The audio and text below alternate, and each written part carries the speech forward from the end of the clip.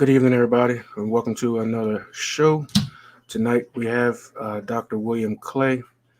The His websites are in the ticker tape below. He's an educator, a motivational speaker. Um, the guy's doing a lot of great stuff. He's a trauma therapist, and he is currently in the building. So I'm going to go ahead and bring him in.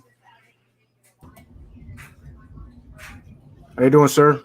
What's up, Mr. Bailey? How you doing, sir? Man, I'm doing good. How are you? Man, we just sitting on the toilet. Man, you were my first guy in here from the DMV. Yes, sir. The DMV representing tonight. Yes, sir. With everything going on. Yeah, man. So we're just gonna go ahead and dive right in it, man. For everybody listening, man, tell us about yourself, man. I completed my undergraduate degree from I have an undergraduate degree from West Virginia State University, 2 degrees from Virginia State University, and my doctorate is from Argosy University, American School of Professional Psychology in Washington, D.C. I've been a professional school counselor for about 19 years now. I've been traveling around the world on the national, international circuit for about 6 to 7 years. I started basically that's my educational background, some of the things I've done in the last 10 to 12 years. Most of my experience comes from growing up and being traumatized as a child in my house. And the rest of my experience just comes from just professional experience, just working with youth, children, and adults from the ages of 4 and up, in the public school setting and in the private setting. So that's pretty much my background. We'll go more in depth into my childhood as we speak tonight. But pretty much my educational background, my professional background is who I am today. So you're from over there. You're from PG County on the Western Shore of Maryland, correct? Well, I'm originally from Virginia, but I've been in PG County for about 20 years. So, I was born in Virginia, right outside of Richmond, a little town called Hopewell. But I've been in Prince George County for 20 years now. So I guess DMV is my new home. My old home is VA. So still the DMV though. Yeah, still the DMV. Still the DMV. Right. So, growing up, like you, a lot of things that you teach as far as trauma, you learn from personal experience growing up. So yeah, growing up, sometimes when you talk about trauma, 70% of Americans will suffer through trauma sometime in their life. And my philosophy as a Black and brown person, you're going to suffer through some type of trauma because 70% of us will suffer some type of trauma in our life. And my trauma started off, when I was in elementary school. My father, I lived with my mother, my father, and my sister, and we lived in a 4-bedroom, 3-level house.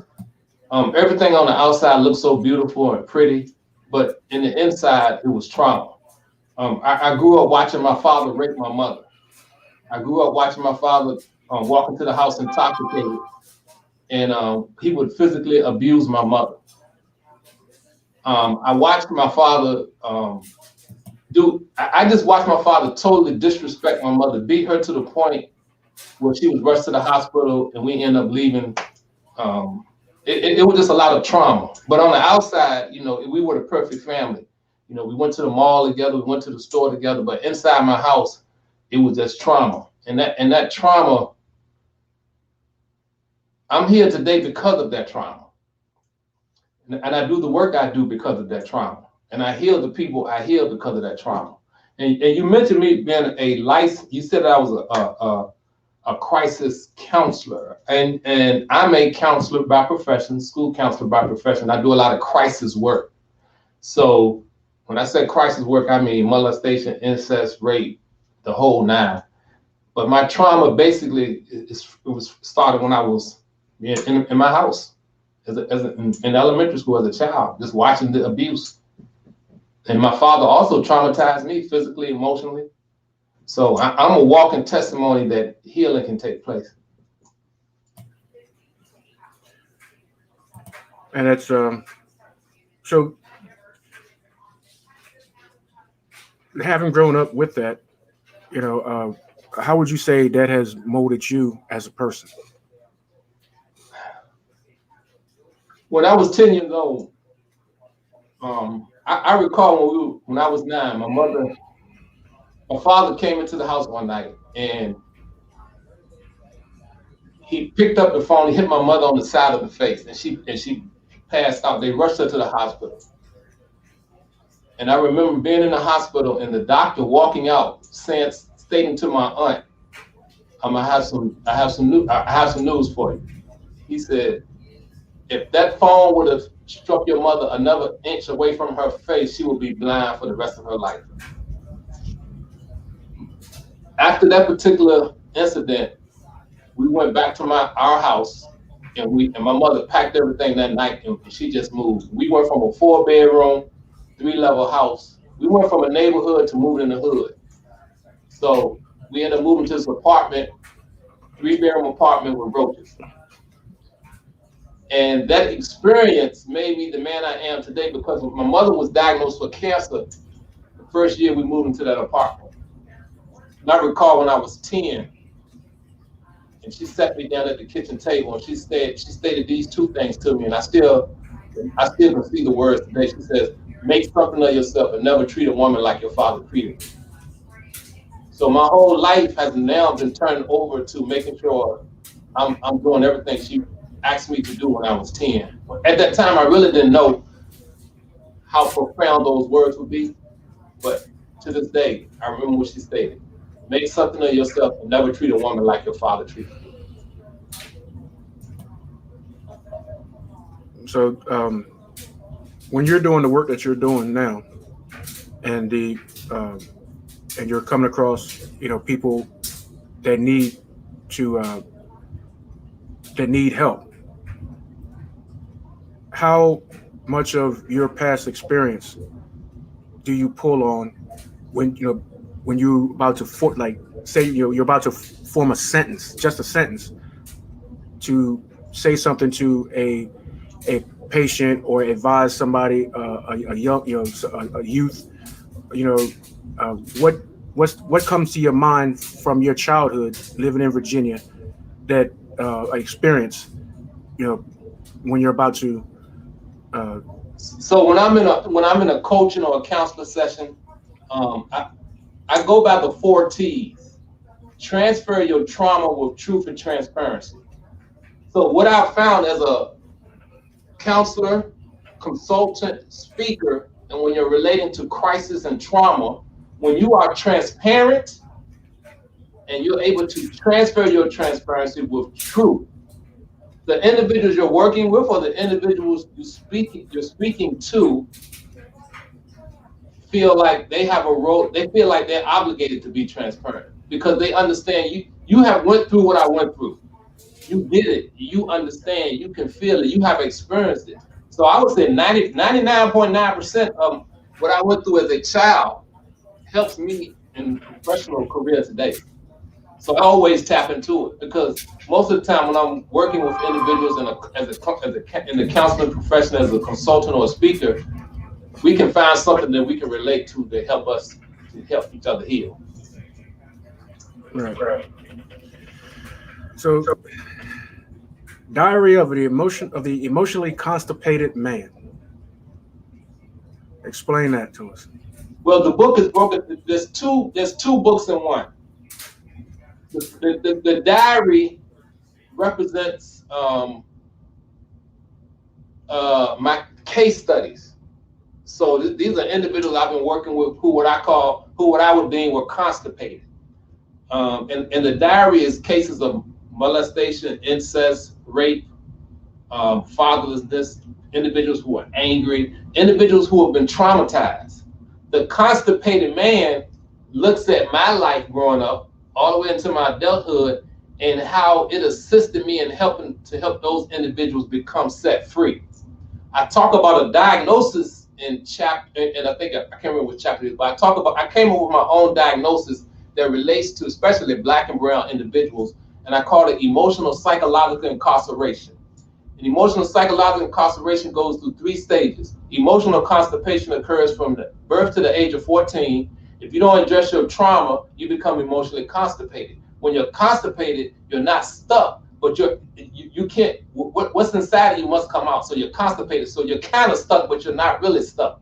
Now, if you don't address the trauma that occurred when you, from the ages of 9, from the age of birth to 14, your emotions go into an incarceration from the age of 14 into adulthood. So if you go through trauma as a child and you don't address it, you're constipated. When you turn 14 and you start going into an adulthood, your emotions become incarcerated. If you look at mass incarceration and you look at emotional constipation and you look at emotional incarceration, there's a correlation. There are approximately 1.9 million black males in prison, and I'm guaranteeing 85% of them went through some type of trauma where they became constipated as a child and they never addressed it. And a lot of times they're misdiagnosed by the medical community with medical diagnosis that really don't correlate to the trauma. So emotional psychological incarceration is a non-diagnostic disorder. That means you can't go to the doctor and say, I'm suffering from emotional psychological incarceration. That's one part of the book. Then I talk about intergenerational emotional incarceration, and that's where trauma is passed down from generation to generation. And sometimes in my coaching and counseling sessions, I go through different examples so people can have a visual so they can understand it. So let's go through, let's just say, for example, let me give you an example of intergenerational emotional incarceration. You have mother and father, you have a son and a daughter, you have a slave master. So again, if you have a piece of paper in your hand, you want to write this down so you can get a visual of it, that's fine. So this is intergenerational emotional incarceration 5.0. You have a mother, father, son, and daughter. On the other side, you have the slave master. The slave master destroys the father in front of the mother. What do you think is going to happen, Terence? So Terence, what do you think is going to happen if the slave master destroys the father inside of the mother? The mother's going to look at the man as less than a man. Okay. How is she going to respond to her children? I think it would depend on the woman. She would seem like to me she would cling to the children more, and she would, try to protect them. In some cases, she would take the role as the man, depending on the woman. Okay, and will she protect both of the children the same? She's probably going to. Let me see. She's probably going to protect the. She may protect. It depends. Like again, it depends on the women. The individual woman. She might protect her males more so from the more so than the girls, to keep the slave master from doing that to her male male sons. So when you say protect the male, what behavior will she exhibit toward the male, her son? How do you think she's going to respond to him? I would say, overly protective. She's going to become overly protective, and meanwhile, while she's overly protective of her son, what's going to happen with the daughter? The daughter is now forced to become what? Independent. So the daughter is going to graduate from college. The daughter is going to further her education. The daughter is going to have the mind of a man. The daughter is going to become successful because she is forced to be independent. Meanwhile, we have this young boy who's sitting here with his mother, and his mother is like an umbrella. She's doing everything for him because she saw the slave master destroy his father. As a result, this young man grows up to become a young man, but he's really not a man because he don't know how to cook, he don't know how to clean, he don't know how to do anything because his mom pacified him, spoiled him, and protected him, thinking she was helping him. And that's intergenerational emotional incarceration. And even today, in 2021, you see it when a lot of single mothers are raising boys. They overprotect the boys. They love the girls. They spoil the boys and they love the girls. And when you spoil a boy, you do not create a man. And that's intergenerational emotional incarceration 5.0. And it's passed down from generation to generation, and it's intergenerational. And we see it even in 2021. We can see it today. And that's just two of the chapters. There's a lot of chapters. A chapter in the book called "The Day I Divorced Religion." Emotion. I mean, it's a heavy read, and it's real, it's raw, and it's relevant. And when you're reading it, you're gonna be able to relate to everything in it. So that's what the Diary of Emotionally Constipated. Man, there's more to it, but that's just a little part of it. It's funny that you say, they're spoiling the boys, and but from what I got from it, demasculation of the boys, not allowing them to grow into men by overprotecting them. That puts me in mind of the exact opposite what we have going on with some brothers, the promoting of over masculine, the overly masculine male, where you can't tell me this, you can't tell me that, to the point where toxic masculinity is where I'm going with it. And you're asking me, do I think it's a result of the intergenerational emotional incarceration, or what's my opinion on toxic masculinity or toxic masculinity? Yeah, I mean, is that is that also a result of what you just explained? Some men trying to kick away the stigma of the so-called mama's boy. Right. So there's definitely a correlation, and I think that's based on the individual, because what you will find with a lot of young boys and grown men, and you're absolutely right, there's a correlation. So a majority of us will probably end up looking for a wife or a woman who's going to treat us like our mother. Another percentage is going to come with this masculinity, like you can't tell me anything, I know everything, because they're still dealing with that they're still dealing with intergenerational emotional incarceration indirectly. So it's impacting them, but they don't even really know what's impacting them. It's causing them to act the way they're acting. And that's where your ego comes into place. And that's why that's why we're non-emotional beings, because of our ego. And when you have an ego, you refuse and you're scared to let go. So you don't let go. So you allow yourself you allow yourself to remain emotionally constipated and emotionally incarcerated. Because if you're a black and brown brother, you're emotionally constipated or emotionally incarcerated if you're in America. That's just a fact of the matter. Now, how you deal with it is up to you. That's why I always that's why I always use the term transfer your trauma with truth and transparency. Because until you're willing to transfer your trauma with truth and be transparent about it, you can't become the man that you want to become and that God had put you here to become. So when I'm working with young boys, and it's the quote, it's easy to save a child as to heal a man. You know the quote you know what I'm talking about. Right. You know what I'm talking about. Right. So I have to teach them how to deal with their emotions. And this is why I came up with the example of the toilet, the analogy of the toilet. Because we're not emotional beings, especially as men and as boys and men, we're not emotional beings. So how can I teach young boys it's okay to release their emotions without having the negative connotation of being soft? So that's why I came up with this whole analogy of the toilet. And I remember using this analogy with gang members. On Friday night, I would meet with gang members here in Maryland. And I had a toilet sitting in the middle of the room. And they were just looking at it and laughing.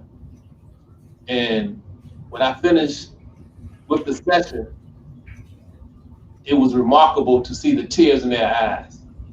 Because a lot of these young boys are emotionally constipated and emotionally incarcerated. Because see, let's just think about it. I'm sitting on the toilet right now.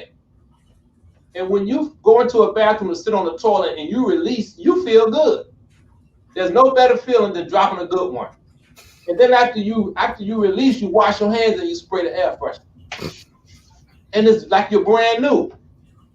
So think about emotional trauma. And if you're listening tonight, and even listening whenever you watch this video, how many people today watching this video, you're dealing with some trauma that you never dealt with? And you're constipated and you're incarcerated. And you know if you release, when you release, you're gonna feel better. But you're fighting yourself. You're fighting within yourself and you're scared to release. But you must release. You have to release. You must transfer that trauma with truth and transparency in order for healing to take place. And I always tell individuals, and I don't use the C word around my brothers. I don't believe in, even though I'm a counselor, I don't say that word around males. I call it constipated conversation. Because if you're black and brown and you're a brother, and if you're human, you're constipated. Emotionally or constipated, you're constipated. Emotionally. Oh, you're emotionally incarcerated. It's just a fact in this country. But as males, we have to address the constipation and incarceration. So hopefully that will help someone. I hope I answered that question, Terence. I'm just trying to, I was getting a little flow here. But yeah, that's it. So what's up?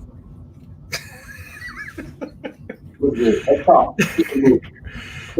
So when you're doing your work around DC and Western Maryland, Baltimore, and whatnot, do you get a real good reception from the youth and everything? I mean, once you get past the giggles or whatever, when you roll the toilets out there and all that stuff, and you really start hammering home your points, once the giggling stops and you start really getting to these to the people, what's typically the result that you get, majority of the time from the people that you reach out to? In the audience, it's like they're amazed. They'll come up to me afterwards and like, wow, I get it now. I understand. I remember I did a session in Baltimore about 2 years ago, and I only spoke for like 15 minutes. And when I finished, it was two couples that came up, and one guy shook my hand, and the other couple, the wife walked up to me. She told her husband, "See, you constipated." And he said, "Hell, you constipated too." So the response has been favorable. I mean, even I was in Denver, Colorado about 4 years ago and did a session with high school students. And the little Spanish girl called me up after I finished doing my session. And she said, "Thank you." And I was like, "Okay, thank you for what?" And she said, "Thank you for the video. I understand now." Because I have a video on YouTube where I actually sit on the toilet and I go through the whole process. So if you go to my YouTube channel, Dr. Clay on YouTube, you will see the whole video. It's about 12 minutes long. I go into the bathroom, I go through this whole toilet analogy, and boom. And I did this in Colorado, and it blew the girls' mind. The students loved it. It's funny at first, but then the concept hits home, and that's when the healing takes place. And I always share with my audience members, listen, I know from my brothers, you don't like the word counselor. So I want you to write down the name of 3 people that you trust. And out of those 3 people, I want you to find one person that you trust, and I want you to release. And I said, I guarantee you're going to feel better.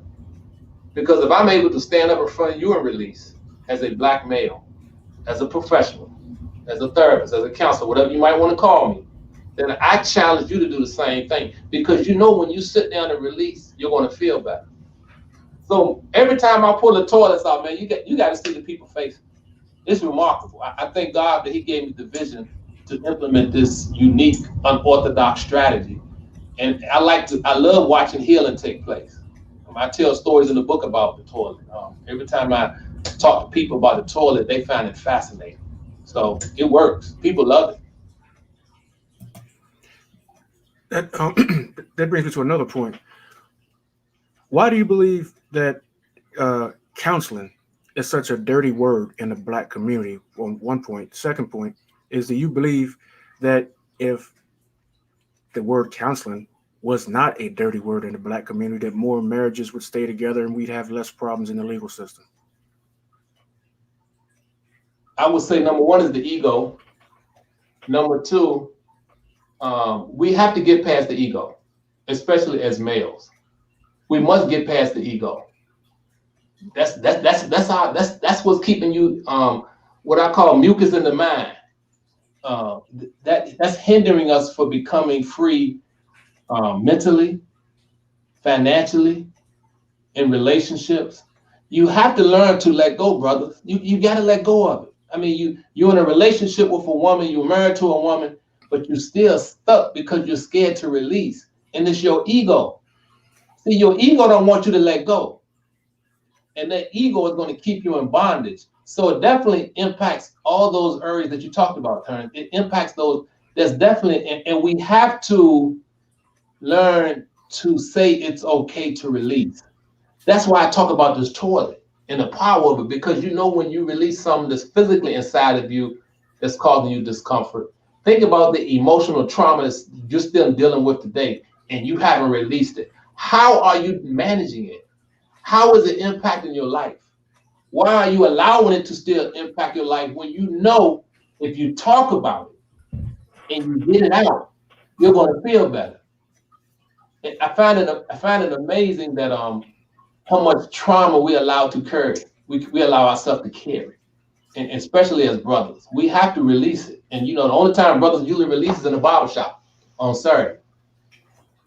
But we need a platform. We need a word, and that's why I call it constipated conversations. I don't want to say the word counseling because we're all constipated, and we just need to talk about it. And when you talk about it, you're going to feel better.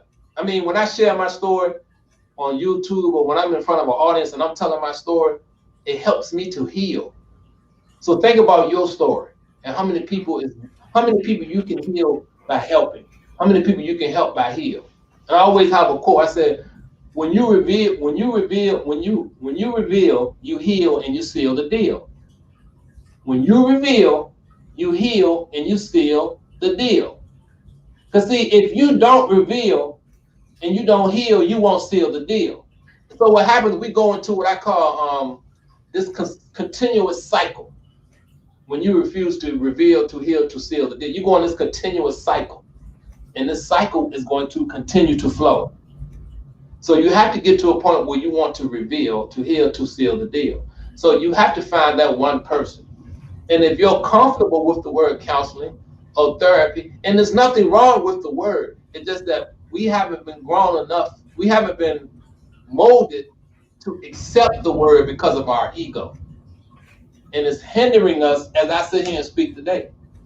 But I'm finding I find a lot of young men in the younger, and I said like in the 18 to 30, they're more open to seeking help because they're dealing with so many variables that they have to face today, that they're open to seeking help. But there's still a lot of work that needs to be done in the Black community in reference to understanding why we must release and why we need to heal. It, I would believe that holding stuff in and creating that inner stress also has an effect on your health. Yo, absolutely, yeah. I mean, absolutely.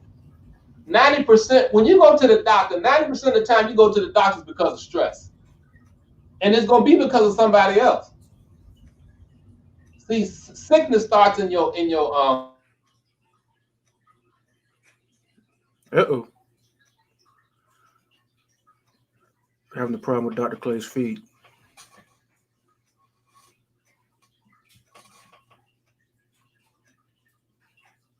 Let's see if he comes back in.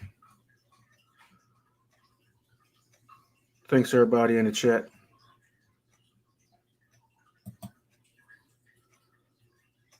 Go to Don Boxing channel. No boxing.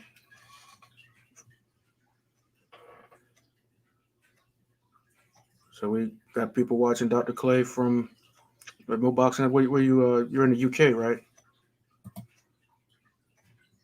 IB, True Black Anonymous. Oh, we lost him. So everybody, hope everybody's enjoying the show so far. We're gonna wait for for Dr. Clay to get back in here. So we're going to take a quick intermission and wait for Dr. Clay to work out his technical problem. And we'll be right back.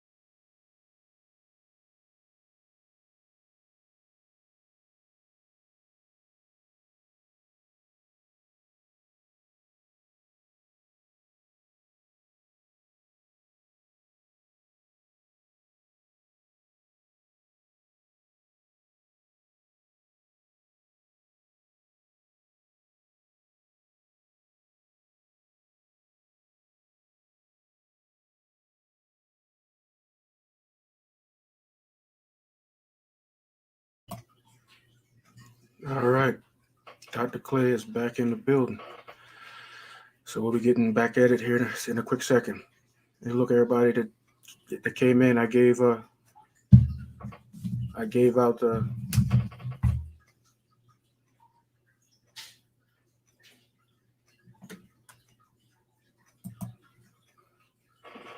everybody came in, I gave out wrenches. So you guys are my first batch of moderators. And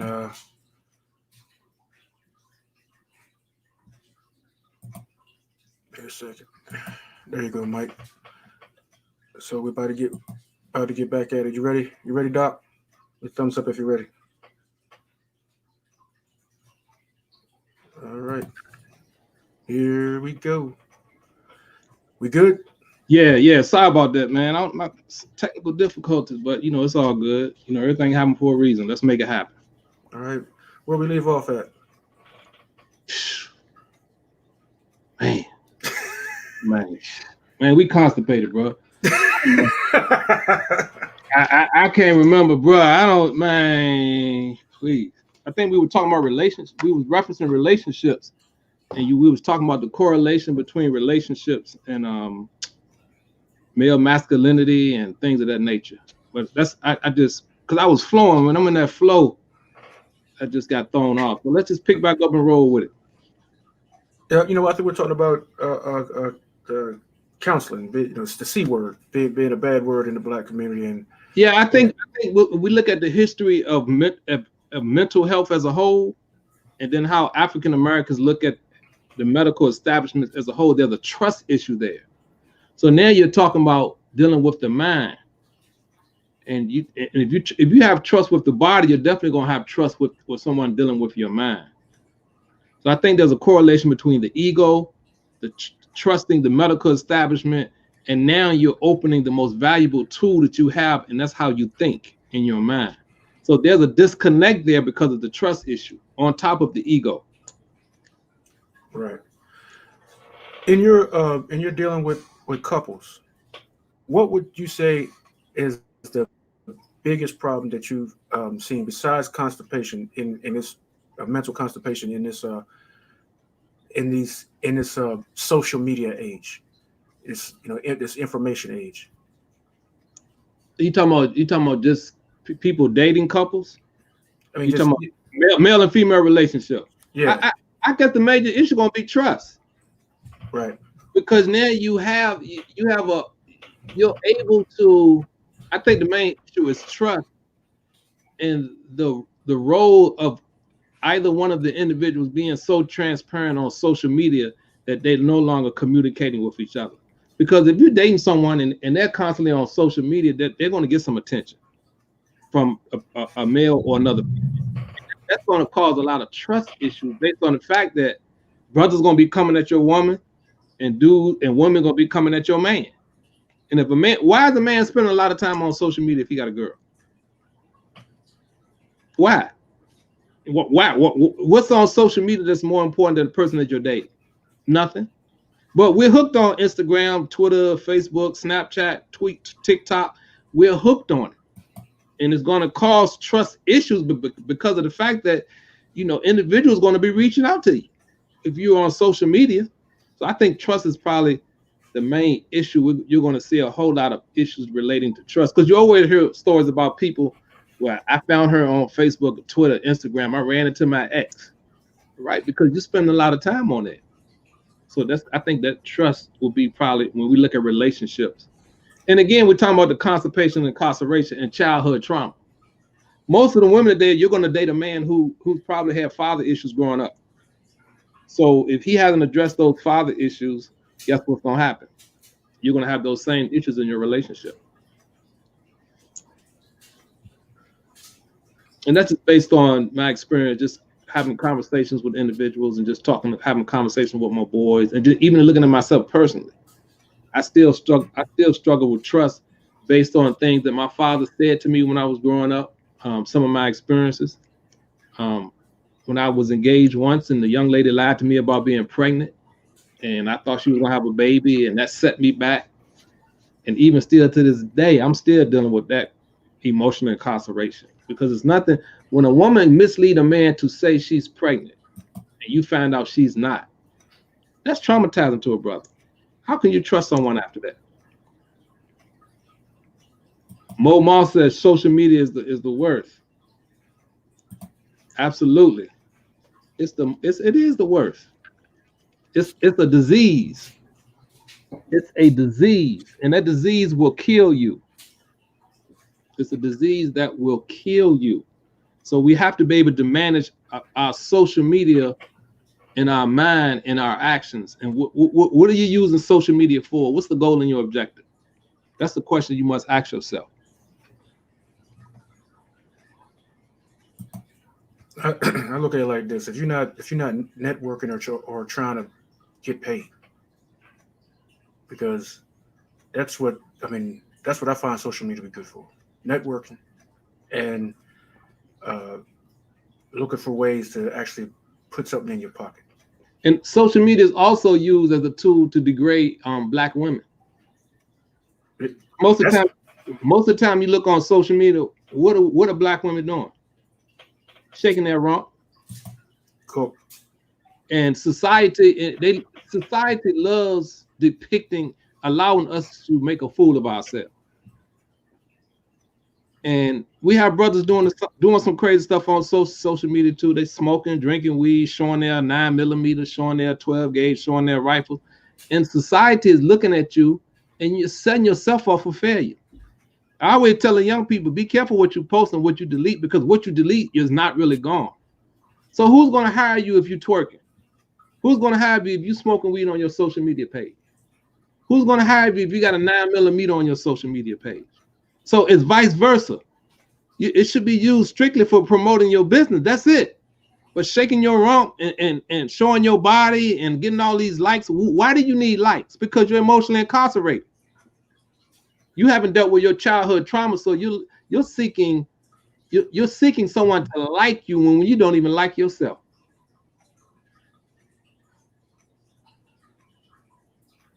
You're looking for validation. You're seeking validation from somebody you don't even know, who don't care about you. And you're emotionally incarcerated. You're dealing with unfiltered emotions, and unfiltered emotions will lead to a dis-ease. Not only a physical disease, but a physical dis-ease. All because you're still dealing with that childhood trauma, or that trauma that you're scared to talk about. That you go to bed, laying in the bed at night crying because you won't talk about it. And it's killing you, slowly killing you. That's why when I'm working with young people, we got to potty train their mind. We must potty train their mind to teach them how to release those unfiltered emotions.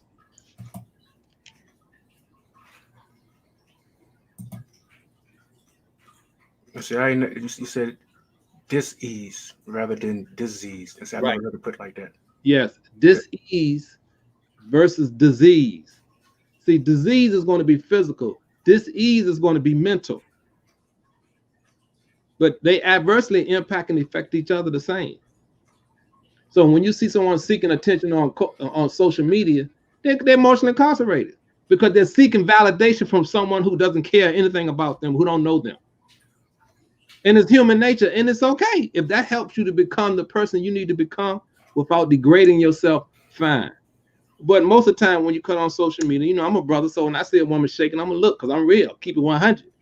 But in the back of my mind, I'm looking at it from the lens of a counselor or a therapist or a psychologist to say, what is really going on? And there was a young lady on Instagram. Her name is Brittany or something. I forgot her name. But she came out one night. She was talking about why she acts the way she acts. And she said it was because of her father not being in her life when she grew up.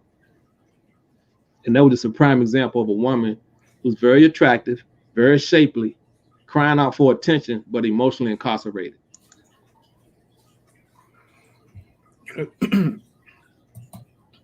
That you hear that a lot when you hear people say a lot of times, well, this person wasn't in my life, that person wasn't in my life. Have you done studies that actually validates that point where you take a child, follow them into adulthood, and another child follow them to adulthood, One has both parents in the house.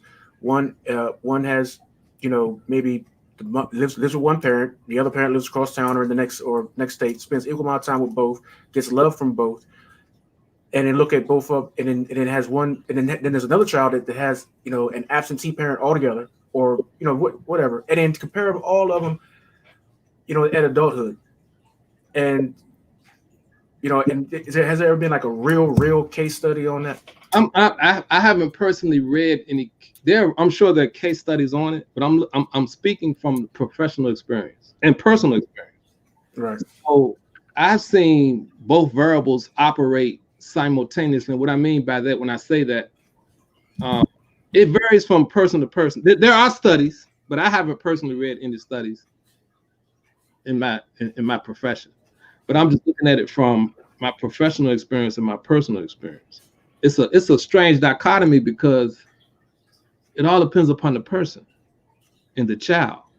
Because you can take a child who's been raised by a single mother, and because that mom planted something within that child that he'll never forget, like myself, which causes him to say, "Okay, I'm going to make something of myself. I'm going to be successful. I'm going to help people. I'm going to heal." Whereas could be another single mother raising that same young man, but he's still dealing with the issue because of his father not being present. So he's going to go out and act out seeking to be a man, but he won't never know how to be a man because his father wasn't there to teach him. So he's going to continue in this intergenerational emotional incarceration. So I think it varies from individual to individual based on my personal and professional experience. I've seen young men who grew up to be very successful, raised by their single mother. I've seen young men who are pacified and spoiled and they don't even know anything about manhood. But then you have some boys who was raised by their father, and they grew up to be strong, productive men. Some are raised by their father, and they lacking their mother, and they can't function because they haven't dealt with that constipation and incarceration. So I think it varies on a case-by-case study. But I'm sure there's studies out there that looks at those variables and they contrast and compare. I just haven't personally read any. Yeah, I'm not a doctor or therapist or anything like that, but I know situations where young folk just got sick and tired of being sick and tired at a young age. Like, say, kid might be like, oh man, I'm tired of not having no money. I'm tired of being hungry. I'm tired of kids making fun of my shoes, and that kid gets a job at an early age, and the kid ends up doing well as far as monetary things, when they get older, or child grows up in an abusive home and be like, I'm never going to stand for seeing somebody put their hands on a woman. Right. A child that was skinny and bullied, and then you come to the class reunion, and that's the biggest dude in the whole room when you see him again. Right. So it kind of varies, but what I'm finding is a majority of us today a constipated man is a dressed up piece of mess. And unfortunately, there are a lot of men who get dressed up every day. They go to work and they're a piece of mess because they refuse to tap into that. They don't want to face that trauma. And you must get to a point in your life where you say, you know what? Because your wife is crying out, your girlfriend is crying out, the significant other in your life is crying out, trying to figure out what is wrong with you. Because most males go through male menopause. And I break it down into like 6 stages. And the first stage is let me give you an example of male menopause, and I break it down to 6 stages. Let's just say you're walking down the street. Okay, let me give you an example. You grew up in a household and you saw your mother abuse you saw your mother and father fighting a lot. You're in the car with your girl. You riding down the street and you see a couple fight.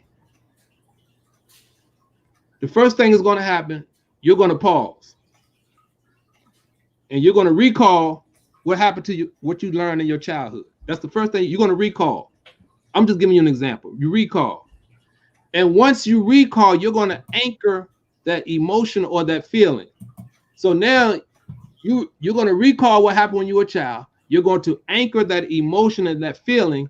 And once you anchor that emotion and that feeling, it's going to trigger. The trigger is going to cause you to engage with your significant other in a negative fashion. Once you engage that individual, now you're applying that anger from your childhood onto the individual who you care for the most. And then what's going to happen later on, you're going to go back and reflect back on your childhood because you went through what we just call male menopause. And male menopause occurs when you recall, you anchor, you trigger, you engage, and apply, and you reflect.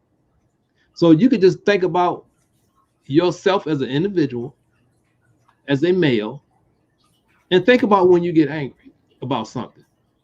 It's going to correlate with something that happened in your past. And 8 times out of 10, if you're with a significant other, you're going to anger that emotion toward that individual during that time period or later on at another time. And it's going to trigger something that's going to cause you to engage, and you're going to apply that trauma to that individual. And then you're going to later on self-reflect on it and be like, wow. And I call that male menopause. And you're going to go through those 6 stages. It's really when you've been through a traumatic experience. There's something that happens that causes you to recall it. You anchor that emotion.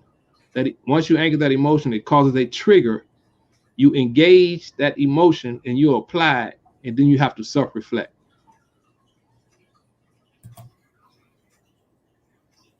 And that male menopause. With the male menopause, how do with the male menopause and the toxic male masculinity, you put those two together? Man, you talking about that's a session. Come on, bro. You that's probably about 3 real talk. That's 3 sessions.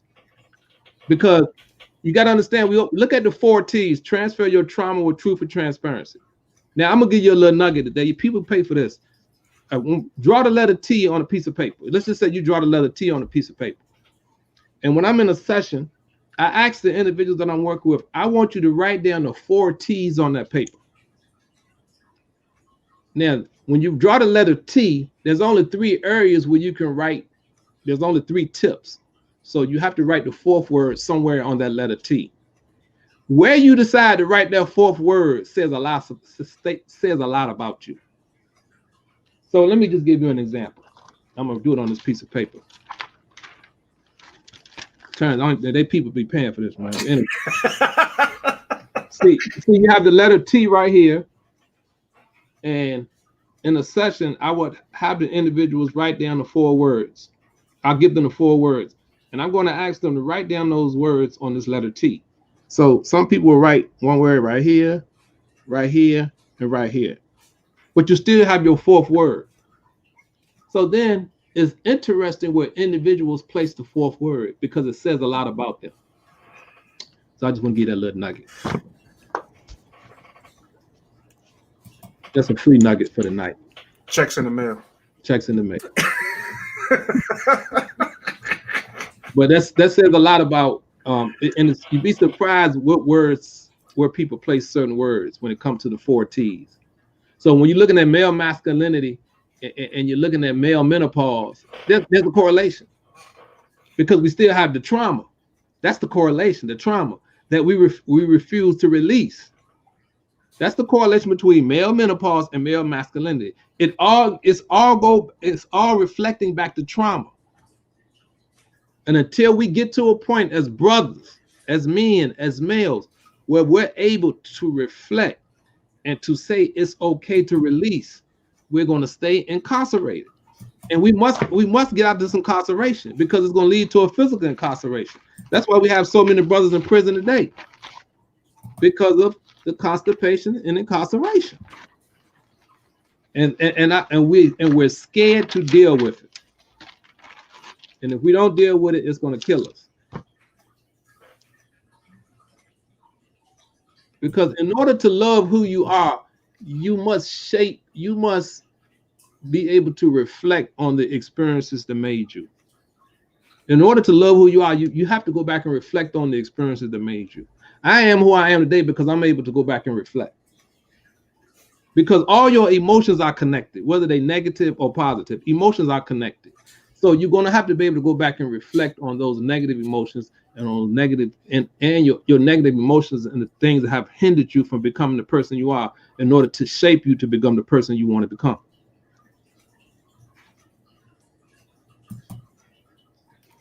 You cooking, bro? I'm cooking. Yeah. Well, I mean, I'm just serving up the appetizer. We ain't even got to it. We ain't even got to the full course meal yet. Hey, But come hopefully we share some. I drop some nuggets tonight that'll help some. If one person is helped by something I stated tonight, I'm good. Man, you got a lot of great responses. I see you said you can see in the chat. Most of the people that sit in the chat are from the boxing community. You're a boxing fan? Well, I mean, boxing is, boxing is a great sport to help people release that unfiltered emotions. Because I don't know why I watch boxing. Yeah, I like boxing, but a lot of and if you talk to a lot of boxers and look at their childhood, a lot of them are suffering through constipation and incarceration, and that's the release. That's their release. Like when they knock somebody out, even Mike Tyson talked about that in his childhood. Boxing was his release. So I mean, I don't know the story about a lot of boxers, but I know Mike Tyson went through a lot of trauma as a child, and the ring was his release. And whatever tool you need to use to help you become a better person or a better man, or help you become the person God wants you to be, please do it. If it's boxing, I don't care what you're doing, but whatever you need to find your avenue that's going to help you to release that tension or that stress or that trauma. And part of that release is understanding that I need to release it. And just finding one person that you trust to release it. It's a beautiful thing when you can sit down on a toilet and release physical waste. It's no better feeling, even if you got to moan a little bit. Because when it come out, it's going to hit that water and you're going to feel like a brand new person. So think about an individual who's been dealing with 20 or 30 years of emotional trauma and they've never released it. And all of a sudden they have that aha moment and they release it. And then you go back and reflect and you be like, man, that's all I had to do? Yep. That's all you need to do, brother, is sit down on the toilet and release it. So Tarence, that's why I'm going to be on. I think in February, I'm going to be launching Constipated Conversations on YouTube, where my whole studio, I'm going to put a video up probably next week, give you a visual of my whole basement studio. Because I already have individuals that come in and sit on the toilet now, and we do what we do. They call me, man, I need to come sit on the toilet. And they come sit on the toilet and we talk, I coach them through their problems. It's funny to see it, but you got to see brother 6'2", 270 sitting on the toilet. And I'm sitting there with my pad and pencil and I'm helping him to free him from his trauma. It's a beautiful thing. Because the more I help him, it helps me to help him. And they call me, man, I need to come sit on the toilet. Well, COVID kind of slowed that thing up, but we about to get over COVID. But that's a whole nother conversation. But some very interesting things going to be happening next 10 days. That's all I'm going to say. So y'all about to get ready.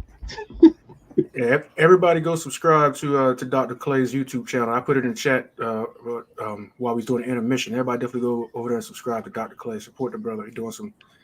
I mean, he sat there and broke everything down, and it's funny when you see it, but once you get past, what I'm saying, the laughter or whatever, the dude, it's real. It's real. I call it, I said real, raw, and relevant. Man, I can't wait to get back on the speaker circuit and pull that toilet out. Oh, I love it, man. You got to see the audience face. Man, you got to see the people in the audience, man. You got to see their face, man. They be like, what the? Man, I spoke at I did women's retreats, men's retreats, community agencies. Man, them people be like, man, this brother got a toilet up in here. What the? But when it's over with, and I take it to the extreme because I had the toilet paper, the air freshener. I bring people out the audience. Come on, let's get on this toilet. Let's do this. I just go hard with it, man, because you have to engage people. and people want to see it. People want to feel it. People want to experience it. And it's beautiful. Now, them toilets a little heavy, so it helped me to get, stay in shape. I go to the gym, lifting them toilets up and put them in my car and rolling where we're going. But it's a beautiful thing, man, just to watch the healing that takes place. The conversations, the people I meet, the lives that are changed. It's beautiful, man. And I just thank God for that blessing. All praises due, to the Most High for giving me this gift to share with the world, bro. And I just try to, do what I can do, man, just to help my people. And that's all people. And it's not a male thing or a female thing. We're just human beings, and, going through a human experience. And my goal in life is to help who I can help while I'm here. And, that's what I want to do. You got a question from Mark Nash in the chat. It's on the screen. Oh, no, real talk. No, I bring a toilet out. Go on my YouTube page and see some of my presentation, bro. No, I don't play with this. This is real. My studio, I got 4 toilets in my basement on a table. And I keep it 100. This is real. I keep the toilet paper, the air freshener. My sessions are off the chain, man. You have to experience it. You can see it on a video, but you must experience. It's nothing like being in a room and going through the experience, because I get very creative with the toilet. Very creative with the toilet. Anybody on any other questions? Yeah, everybody put your questions in the chat. If you got a question, we got about, how much time you got? You want to take some beam-ins? Yeah, they want to chime in. I drop a little something. Look. Hey, look, we're not talking boxing though. We talk. We're gonna stay on the subject. Right. No boxing. No, I don't talk about boxing. Brother want to chime in. They have a question. Maybe I can help them. I don't want to get into nothing that's going to be long term. But they might have a question about anything relating to our conversation today. My experience, the book. We can talk whatever. If anybody got a question, I'm sure somebody out there struggling with something.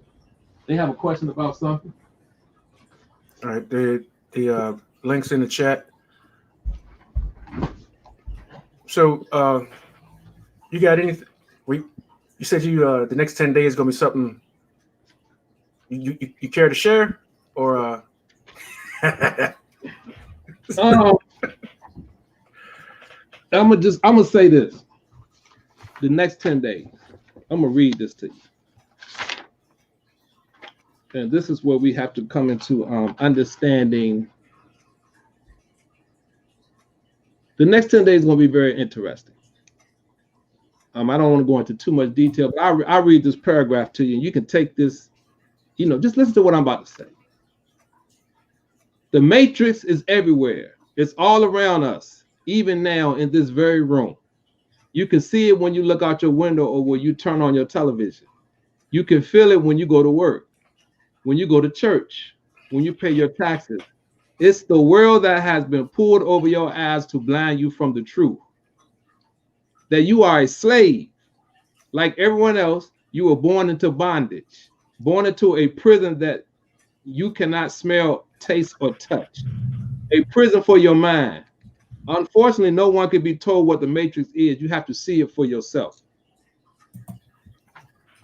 We're in what's about to take place in this country. I would advise every person to sit back and relax and enjoy yourself. Stay out the streets. Mind your business. Stay out in your house. Don't go on social media acting like a fool. Be careful what you post, because the next 10 days is going to be very critical. And a lot of things are going to take place, and I want my people to understand what I'm saying to you. Just be careful. Lay low, chill out, and remember the quote from The Matrix. And what did he say? What did he say? Remember what I said. It is the world that has been pulled over your eyes to blind you from the truth. Just remember that. That's very important. The truth. And I'm speaking from my experience professionally when I say the truth. Now I'm going to focus on the girls a little bit because for the last 8 to 10 years I've worked with young girls who are victims of molestation, incest, rape, human trafficking, and sex trafficking. So the stories that you don't hear and the stories that you do hear, and people say, oh, they're making this stuff up, this stuff is not true. Let me tell you from my professional experience, it is true. Some people say that's a conspiracy. I'm telling you from my professional experience, it is true. I've sat in sessions with young girls who were raped, gang raped, when they were 4 to 5 years old, just to come into this country. A lot of these young girls go through the desert. A lot of these young girls, they have to sleep their way into the United States. I'm going to say this again. They have to sleep their way into the United States. When they get into this country, they're pretty much repeating that same behavior because of certain variables. I don't like to get too deep into it, but yeah, we're going to stop that conversation right there because that's a whole nother conversation. Now, Terence, you can bring me back and we can go a little deeper once everything is out there. But Right. we're going to stop right there. Right? Got a question on the screen from Mark Nash. Yeah. What is the biggest obstacle facing the Black community? Individualism or tribalism? Individualism. I think it's individualism because we're all about I, and we're never about we. We're the only race that's all about I. All other races can come together, but we're all about I. So I'm gonna say individualism. If you look at Koreans, Japanese, Chinese, when they come over to this country, they all stick together. Even the Hispanic Americans, they all stick together. But we can't come together for some reason because it's all about I. And that's part of the intergenerational emotional incarceration. We want to kick our own kids out of the house ASAP. I ain't gonna lie. I even told my son, those classic words. If you can't go by my rules, you got to go. Right. Well, but that's that's the truth though. Yeah. But to answer his question, I think it's based on my personal professional experience, individualism. Because I see it all the time with the individuals I work with in the professional manner. I have friends from different walks of life, different cultures, and their cultures stick together. And some of them even ask me, why don't y'all stick together as a people? We can look at the statistics to show for itself. When we get $1 in our community, we give it to everybody else but our own. So I think it's individualism that we're struggling with. All right, we got a beaming. I'm gonna say it again. We're not talking boxing. So if you bring up boxing, I'm gonna have to throw you back out. We're staying on the subject. They want to. Yeah, what's up with it? What's good, man? I want to give a shout out to Terence Bailey Sr. Thanks for having me on the show. Shout outs to Dr. Clay for giving the fans a lot of content right now. We definitely appreciate that. Thank you for coming to the platform, sir. No, thank you for chiming in, brother. Absolutely. I want to kind of piggyback off what you just said, talking about our communities, how some of the brothers, are envious, jealous of each other, not there for one another. You know what I mean? But you got other communities, such as the Latinos, supporting each other. Why is it that we, the Black people, cannot get along with one another? We always hate on one another. We steal, we rob, we kill one another. How do we fix this? I'm going to revert back to what I talked about: intergenerational emotional incarceration. It's systematic racism, systematic classism, systematic emotionalism, systematic idealism, and systematic individualism. I think, how do you fix it? It all starts with self. Because see, genetic loads the gun, environment pulls the trigger. I'm gonna repeat what I just said. Genetic loads the gun, environment and pulls the trigger. In order for us to truly come together as a people, we have to stop faking. And we have to be real with each other. But again, because of individualism, it's hard to come out of a cycle if you don't even know you're in a cycle. The behavior is normalized in our community because we don't know nothing. We don't know anything else. So to answer your question, until we know better, until we understand this poisonous cycle that we're in, we're going to continue to go down this cycle. But it's going to take the church, the community, the people, entertainers, people who are in the public eye to make a decision to say enough is enough. See, we get excited when somebody gets shot, and then everybody want to come together, but then it just dies off. But everybody needs to come to the table and say enough is enough. And we have the resources, but because of until we can get past individualism, we're going to continue in this cycle. So that means parties, the people who can control the money in our community are going to have to sit down at the table and say enough is enough. But that won't happen because of individualism. Because we don't even realize we're in a cycle. Because you have the have and the have-nots. And we okay. But we're not okay because we're being destroyed as a people. But society is not. Can we blame society? We can. But it all starts with us as individuals. So I think we have to come together as a community. And we're going let me give you an example. And this is what I find fascinating about the public school setting. You can go in any school around this country, and I'm going to repeat this. You can go in any public school around this country, even where you're located currently right now. 95% of your problems will be caused by 5% of your population. So let's say we go to Frederick Douglass Elementary School.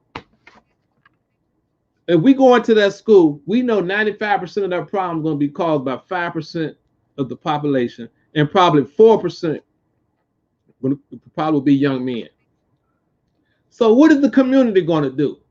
If you go into average elementary school, 85% and 90% of the educators are going to be women. 1% might be a male. So you take a constipated young man who's dealing with trauma at home. You send him to an elementary school with all women, and he's traumatized. He's not going to open up to share his trauma. He moves to middle school. When he moves to middle school, he see a few men, but he's been constipated so long that it's harder for him to release that constipation. Now he becomes incarcerated.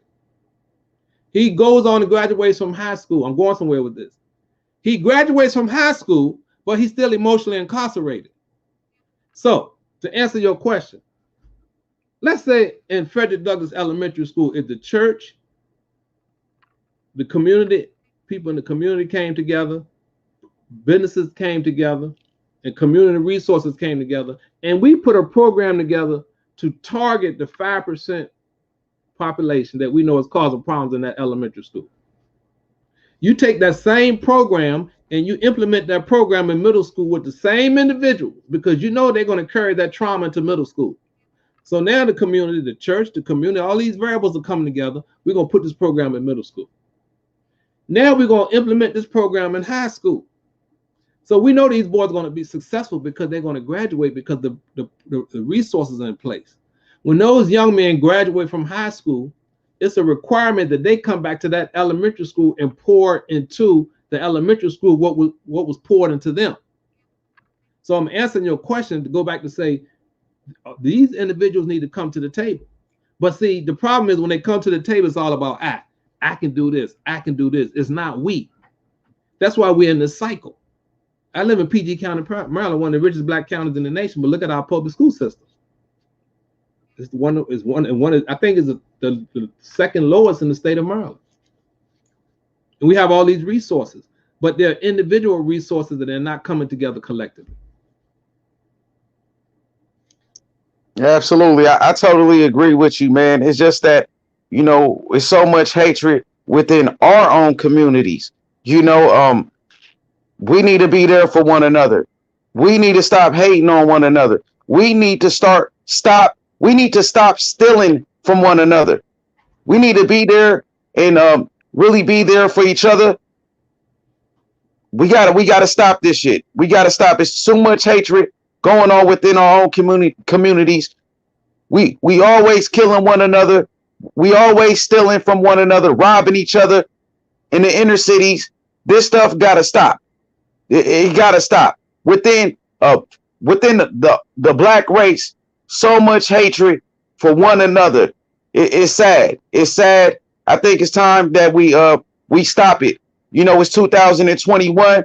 It's time for us to do some growing as a people. We see these white folks don't give a damn about us. They definitely don't give a fuck about us. You know what I mean? We don't even care about one another. You know, not everybody, but yes, sir. Hey, wrap it up for me, please. Yeah. That's all I had to say, man. I appreciate Dr. Clay coming through.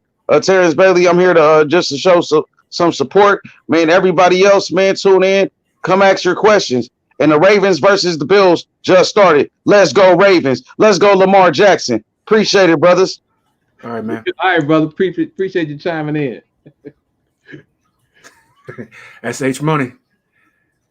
Say someone mentioned that. Yeah, we yeah. Everything we learn from Europeans. You know, so it is what it is. This is why you got to retrain your mind. And as a people, we're gonna have to come together. Yeah. It is sad. Yeah, it's sad. But if you can save one person and we can change one person's life, then the battle is won. And hopefully tonight, someone said that was going to help change somebody's life. And then you're going to continue that cycle. What Terence is doing is going to help change people's lives. It's going to change people's lives. He might not see the outcome of it. I might not see the outcome of it. But we know somebody's life is going to be changed by something that's going to be stated on one of these podcasts. And that's the beautiful thing. Yeah, like you said, what you put out there stays out there on this internet. So this is going to be watched over and over again. My man Mark Nash shared this video to his platform, and he's pushing on 2,000 subscribers. So while we were sitting here live, he shared it on his platform. You know, we have to keep it 100, Terrence. I mean, you know what I'm saying? So this is what I'm gonna do, Terrence. The first, I'm gonna give away a copy of my book. So the first person that send me an email, they go to constipatedman.com and they register, and the first person, I'm gonna send you a copy of my book. I'm gonna send an autographed copy, and you know, compliments of Terrence. Get a copy of the book, and I might send you a DVD. I won't send you no T-shirt, but I'll send you a copy of the book, and there's 12 chapters. Let me read. First chapter is emotional, psychological incarceration. Chapter 2 is you have to reveal to heal. Chapter 3 is the day I divorced religion. Chapter 4, man down, father gone. Chapter 5, emotional detoxification. Chapter 6, love, life, and emotions. Chapter 7, the inner me is the enemy. Chapter 8, intergenerational emotional incarceration. Chapter 9, the excavation of emotions. Chapter 10, traffic light healing. And chapter 11, the laxative. So, first person send me constipatedman.com, and you go in and you sign up. And the first email I see when I log on to my inbox, I'm going to shoot you a copy of the book. Let me see who's going to be the first person. We can do it live, see who's going to get it, Turn. Yeah, we've been here for what? We can do about 10 more minutes and see what we've been here an hour, not counting the intermission. So yeah, we did take a little break though. Because of the, so the first one to send an email to constipatedman.com.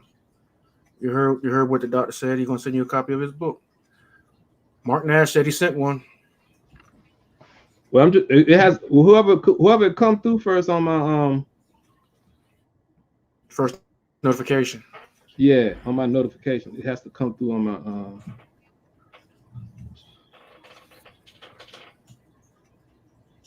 I don't know who it's gonna be, but we'll see.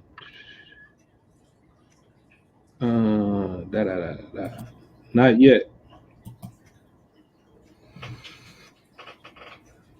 So, Tarence, do we have any more questions? While we waiting on this, to see who's going to be the Yeah, but had a question up right there from Mark Nash. Why don't we understand the value of equity as it pertains to our relationships, businesses, and homes?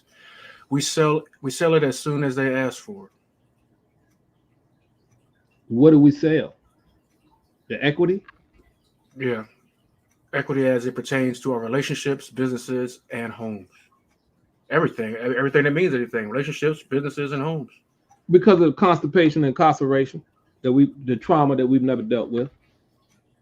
See, all of our issues relate to trauma. Business, relationships, homes, everything's going to relate. It's going to go back to trauma and how each individual handles the trauma. If you're in a relationship with someone who hasn't addressed their father issues or their mother issues, it's going to cause problems in the relationship. Same thing in business. A dressed up man is a constipated, dressed up piece of mess. Same thing with a woman. It's just like a relationship. Let's say you meet a young lady and she was traumatized in her previous relationship. It's going to adversely affect your relationship because you never dealt with that trauma. So when we look at business, when we look at things going on in our houses, when we look at things going on on our jobs, everything is going to relate back to unfiltered trauma or unfiltered emotions. Because people will act out based on unfiltered trauma and unfiltered emotions. Tell us about Off the Hook, boysoffthehook.com. Yeah, Mark Nash, the first one that came through. So he need to send me a tell him, Mark, congratulations. Email me your address and I'll mail y'all a copy of the book. There you go, Mark. Congratulations to Mark Nash. Everybody go subscribe to Mark Nash channel too, man. Subscribe to Mark Nash. So Mark, appreciate the love. Send me your address. I'll mail you out an autographed copy of the book. You're gonna enjoy it. It's raw, it's real, and it's relevant. You're gonna be able to share. You're gonna be able to use the book if you're working. Is he a boxer, Tarence? Mark Nash channel covers a little bit of everything. You probably should go over there too, man. Chop it up with him. He covers a little bit of everything. He covers everything from boxing to hip hop to just plain chop sessions. You know what I'm saying? Yeah, definitely. I'm gonna send him a copy of the book because I mean, even just looking at our people as a whole, man, we just got to understand that there's nothing mentally wrong with a lot of us. We just constipated and incarcerated, and we got to be set free. And we just need to have a platform or an avenue where we can go sit on a toilet or sit down and have a conversation and get that shit out you. Excuse my language. Something I got to be real with. Man, do you, man? But a lot of us are full of it. We full of it. Literally. And we got to get it out. I mean, I'm gonna tell you, even growing up and dealing with my father issues, man. My father didn't apologize until he was 75. And he didn't even say I was sorry. He told me we were riding in the truck before he died. He said, I wish I could have done some things differently. That was his way of saying I'm sorry. My father my father treated me bad growing up. But he was proud of me when I earned my doctorate degree. We fell out for a while, and because of my first book, I talked about him like a dog. But later on in the book, I talked about we had healed and that we had started we had a better relationship. But he read the first couple of chapters, and that's how he read the first couple of chapters, and he wouldn't talk to me for like 6 months. And I told my sister, the hell with him. I don't need him. I said, he doing the same thing he did when I was a child, all because I told the truth. But if he'd have read further into the book, and I talked about the healing that took place, and then it was funny because I prayed on it, and I said, God, the hell with my dad. I'm done with him. And I prayed on it, and he called me Christmas and said he wanted 6 copies of my first book. He wanted to send it out to his friends. But that was you on your emotional toilet. Yeah, I'm real. I keep it 100. I ain't faking this thing, man. I'm not faking. Man, listen. Transfer your trauma with truth and transparency. How can I get on here and talk to people about releasing their trauma and I'm faking? Man, I keep it 100. Facts. I keep it 100. Turn. I have to be 100, man, because that's the only way to be is transparent. Right. Hey, look, man. Everybody, go to constipatedman.com. Get a copy of the doctor's book and subscribe to his YouTube page. While you're in Dr. Clay on YouTube, right? Yeah, DRCLAY, Dr. Clay. And we're going to be launching Constipated Conversations in February. If you would like to be a guest on the show, this virtual now, because the people who going to be coming in sitting on the toilet, I have a line of folks for that. But that's a whole nother conversation. That's going to be interesting. I can't wait to do that thing, man. That's going to be vicious. To see them people come in, sit on that toilet, and release that trauma. It's going to be off the chain. When do you plan on going to Atlanta? Mark Nash wants to know. I haven't been to Atlanta about 3 or 4 years. I haven't been to Atlanta about 2 or 3 years. About 4 years. I don't know when I'm invited to go to Atlanta. I guess he's gonna connect me, right? So let me stop. I don't know. But no, they ain't ready for I don't think they're ready for the. I mean, I have a lot of business associates in Atlanta, and I was talking about doing something out there before COVID, but COVID slowed everybody down as far as doing live presentations.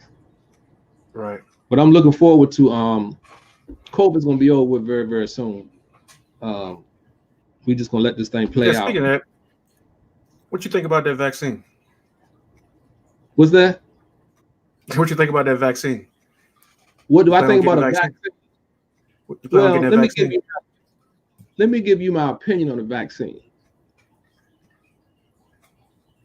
What was the first thing they told you to do when this first came out? Stay in the what? Stay in the house, shelter in place. No, I just to stay in the house, correct? Yeah. Okay. Now, 80% of African Americans are vitamin D deficient. Now, how do you get vitamin D turns? Do you know? Sun, right? No. Right. Yeah, that's right. The sun. It's the sun. It's the sun. Yeah, so how do you get the sun? You have to go where? Outdoors. Outdoors. But they told you to do what? Stay in the house. Stay in the house. Okay. Now, when you stay in the house and you don't go outdoors, what are you gonna do? Watch what? TV.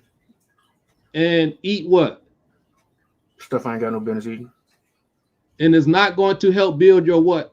Immune system. Immune system. So stay in the house. Don't go outside and get no sun. Stay in the house. Eat food you know it's not good for you. Then they told you to wear a what? A mask. A mask. When you go outside, wear a mask. Then when you go outside, you're wearing a mask. You're not exercising your what? Your cardio. Not your cardio, but your lungs or your breathing modalities or your breathing, your lungs.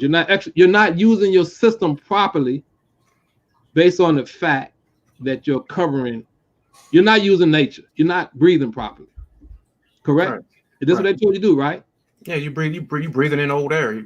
Right. Carbon dioxide. You're breathing toxins. Yeah. So now you're further destroying your what? Your what? You're further bringing damage to what? To who? To what? Your what system? To what? Your immune system, right? So you're eating the wrong food. Yeah. You're not going outside. You're not breathing properly. And you're watching TV. And when you're watching TV, you become stressed because of fear. And now you're further compromising your what? Immune system. Immune system. Fear compromises your immune system. Food compromises your immune system. You're wearing a mask, you're compromising your immune system. You're not eating the right fuel, you're compromising your immune system. And when you have the flu and you take a flu vaccine, they actually give you the what? The flu. Live. The flu. Person. Yeah. And you have a compromised immune system. So to answer your question, I'm not going to answer your question. I just answered your question. You're not taking it? No, I didn't say that. I just answered your question. Okay. So I answered your question. If I just told you what you need to do to build your immune system, then you do what you do to build your immune system. To build your immune system, you need vitamin D, you need vitamin C, you need to get out in the sun. And if you're not getting out in the sun because it's wintertime, you need to take more vitamin D. You need to get vitamin C. Black seed oil is good for your immune system. Sea moss is good for your immune system. But the key is the vitamin D, because 80% of us are vitamin D deficient, because when we go to the doctor for blood work, they don't test your vitamin D levels unless you request it. And they already know you've been in the house for 6 months, not getting out in the sun. So you are already vitamin D deficient. So right. You understand what I'm saying? You've been watching TV, eating all this food, putting on all this weight. It's not good for you. Compromise your immune system. Change your diet, exercise, drink alkaline water, vitamin D, vitamin C, sea moss, black seed oil, and you'll be okay. If you want to take the vaccine, take it. Man, you know what? I don't even know as of yet if I can refuse it, because my health care is through the VA, and I keep getting letters about when they're gonna be giving out the vaccine, and I didn't see anything on there where it said that I can refuse it as of yet. So I don't know. Well, I mean, I tell people, you have a constitution, you have a doctor, you have a right, you have patients' rights, yeah, and you have a mind. Yeah. God gave you a mind to think. God gave you a mouth to speak. Do what's best for you. Research, pray, and make your decision. Yeah, you know what? Basically, what I'm doing though is I'm watching everybody else. See, you know what I'm saying? See how many reactions there are to this mess. Because this is the first year that this winter season or flu season. Where this is the first time in years I didn't get the flu shot. I've never taken a flu shot. This is the first time in years because it's just the first time in years that I haven't gotten it. And it wasn't on purpose. It was just that the VA clinics were shut down or whatever. So I was right. like, screw it. But if you go back to people who are in church, for church folks, I don't have nothing against church folks, but in your Bible it tells you healing comes from nature. Right. Healing comes from the herbs. So this is what I ask people. Don't get stuck in fear. See, start watching. Somebody posted they start watching TV. Man, let me tell you something. I haven't watched it. I haven't cut on the news in the last 8 days until yesterday because of everything that's going on in DC. I ain't got time to watch that food because it's gonna compromise your immune system. What are they talking about? Every time you cut on the news is bad. Yeah, I mean, for my immune system, man, what I try to do, man, is I try to hit these things over here as much as I can. When I got the motivation, I try to get on it. Try to open my lungs up. Try to get them. Try to swell the muscles up a little bit. I need to get out here and try to. I need to get here to get on a bicycle and get them down this road a few times. But yeah, we got it. We gotta remember. See, we gotta think about our culture. We're Africans. We were the first people on this earth. We're nature. We're natural.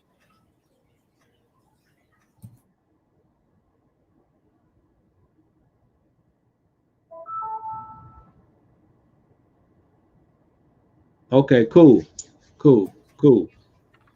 Got that. Let's do that. No, let me stop being heard. That's cool, Mark. Yeah, bring me on your show, bro. We can talk about that book. I don't know if they're ready though, because I'm gonna go in. But yeah, Charles, we got to get back to nature, man, and understand that we're natural beings, especially as African people coming from that descent. We must remember nature, and we're natural. Because again, we're not Europeans. Nope. So I know we got DB in the chat from South Central Los Angeles. I know he like to hear that because DB is plant-based.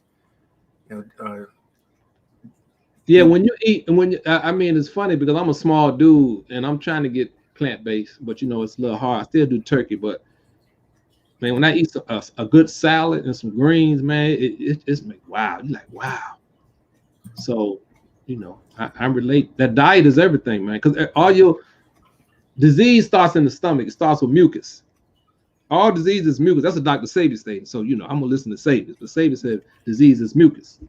So mucus starts in the stomach, and that's and your stomach comes from what you put in your stomach, what you put in your mouth. Hey, look, what you said earlier about doing a YouTube show, Constipated Conversations. Now, there's a brother in the chat where, you know, he plugged my show a lot of times on his show. It's called Barbershop Conversations, which a lot of the guys that are in the chat are from his show. He has a pretty big platform. It's a boxing channel, but it's variety. You know, he's had a variety of different guests on there. You know, but it's a good show. You should check it out. It comes on about midnight our time on YouTube. It's called Barbershop Conversations. There's a guy named Fred Hawthorne. But it'd be funny, you know, your show, Constipation Conversations, and his is Barbershop. That's what, you know. That's what when we said that. That's what I kept laughing. I kept thinking about Fred. But we're talking about, and that's the healing place for brothers is the barbershop.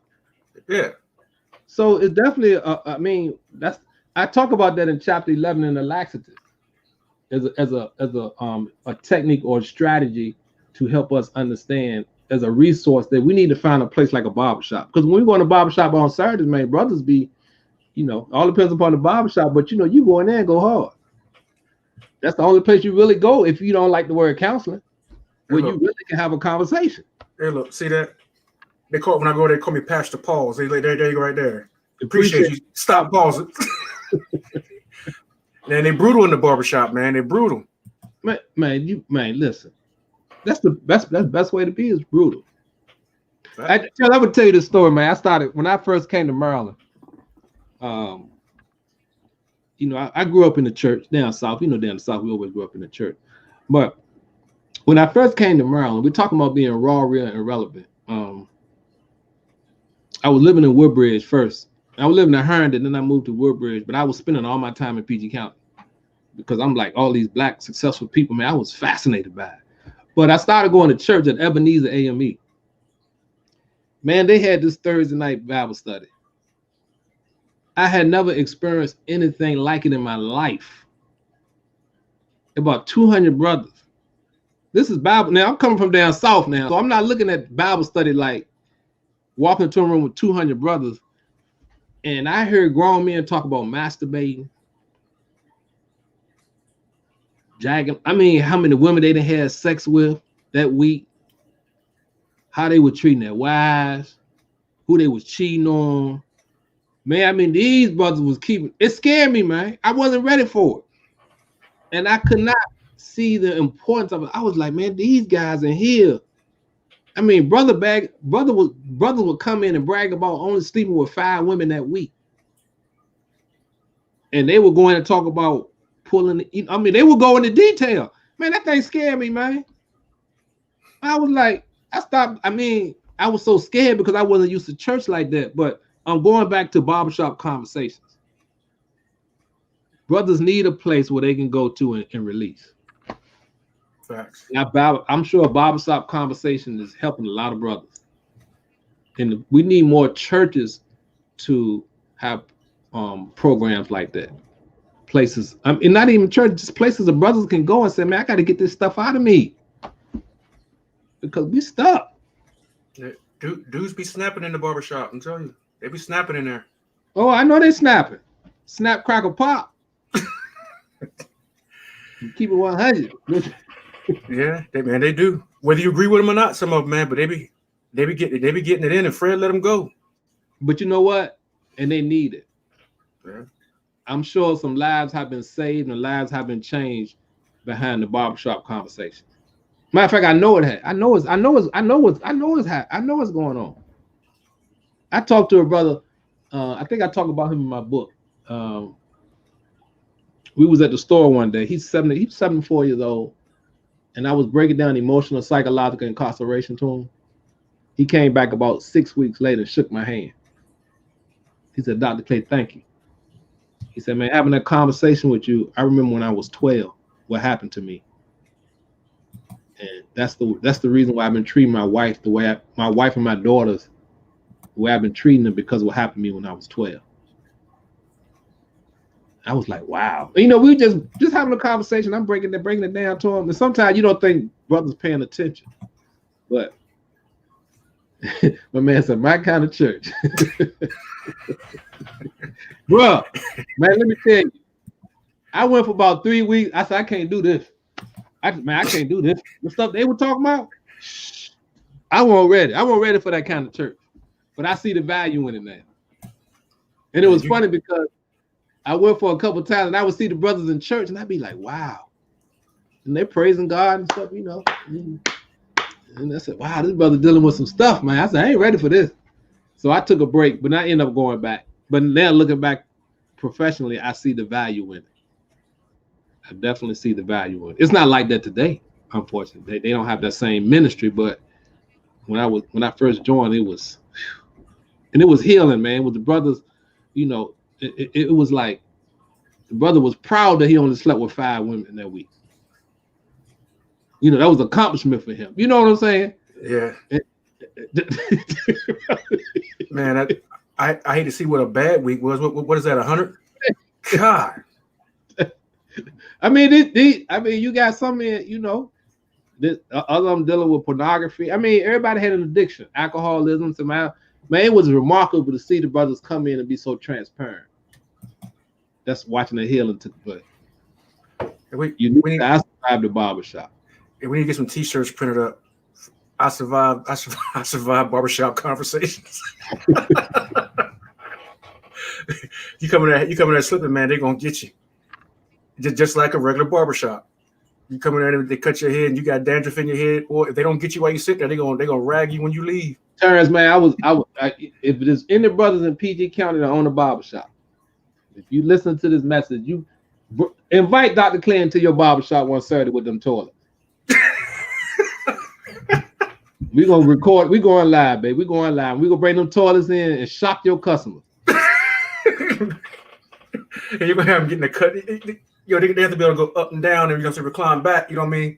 No, I'm just saying I want to challenge some brothers to sit on the toilet. We're gonna do a session, a coaching session right there live. We're gonna record it, and I want to see how the brothers are gonna respond. I don't think they're ready for it though. Man, let me do that live. Let me do that live. Oh man. No, but I got some stuff coming up. You just wait. It's gonna be live. It's gonna when this weather warm up, you're gonna see some things. Yeah, I can't wait, man. Hey, look, everybody go subscribe to Dr. Clay on YouTube. Everybody go subscribe to Coco the Don boxing channel. Mark Nash, Barbershop Conversations, H Money, Mr. The Zone. Everybody definitely go subscribe to DB. Let's see who else is in here. Mo Boxing. Salute to everybody came through. I said Mark Nash. Hopefully Mark Nash get you on over there, man. Hopefully we can get you in the barbershop, man. Hopefully Fred bring you in over there. Yeah, tell him don't forget to send me his address too. I can get the book out to him too. So yeah, I think Mark said he's out to dinner. Okay, that's right. He did say that. Okay, that's cool. But yeah, Tarence, man, I appreciate you having me on the show, man. Man, this was a great show, man. So hey, everybody go over to Boxing Conversations with Reggie. Reggie be doing book readings over there on his show. Oh, okay. Yeah. Okay. He's out there in Las Vegas. So everybody subscribe to Boxing Conversations with Reggie Owens. Salute Tay Jones. Tay Jones is a professional fighter. He's in Deontay Wilder's camp. Okay. And that's it. Everybody go to boysoffthehook.com and also constipatedman.com. Order a copy of Dr. Clay's book and his DVDs and support the brother. And Go to his YouTube channel, watch his videos, feed your mind with the brother's knowledge. Because he definitely was on here cooking. So, and I got the toilet video on my YouTube channel too, where actually I shot it on a toilet at the University of Maryland, and I go through the whole toilet, everything you do in the bathroom when you sit on the toilet. It's a remarkable video, and you can use that video in counseling sessions when you're working with groups, when you're working with youth, when you're working with adults. It's real funny, but it's about 12, 13 minutes long, but I said 6 minutes in where we go deep. And it's a very powerful video. So that's on my YouTube channel too. oh yeah, man, that's one thing I forgot to ask you about. The National Educators Award you got in 2012. What was that? I got that award for my work with Black and brown boys. It was called I was the Marcus Foster Distinguished Educator of the Year. And I received that award from the National Association of Black School Educators. I was the first professional school counselor to receive that award in 20 years. That award usually goes toward teachers, but they saw the work that I was doing with Black and brown boys, and they were just amazed at the outcome of the work. Because by that time, I had met the sitting United States Supreme Court justice. We had been on the Steve Harvey Morning Show.